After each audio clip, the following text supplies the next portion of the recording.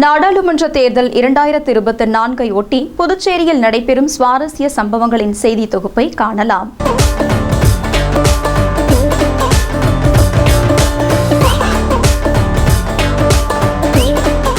அரசியல்ல இதெல்லாம் சாதாரணமாப்பா.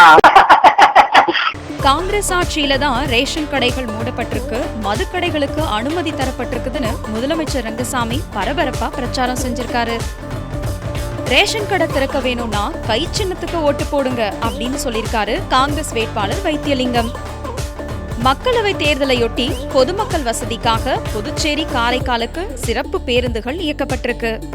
காங்கிரஸ் பாரதிய ஜனதா கட்சிகளால தான் புதுச்சேரி மாநிலம் அழிவு பாதைக்கு போவதா அண்ணா திராவிட முன்னேற்ற கழக மாநில செயலாளர் அன்பழகன் குற்றம் சாட்டியிருக்காரு. பாரதிய ஜனதா கட்சி என்ஆர் காங்கிரஸ் கூட்டணியும் தோல்வியதான் அடையும் அப்படின்னு சொல்லியிருக்காரு மார்க்சிஸ்ட் கம்யூனிஸ்ட் கட்சி ராஜாங்கம்.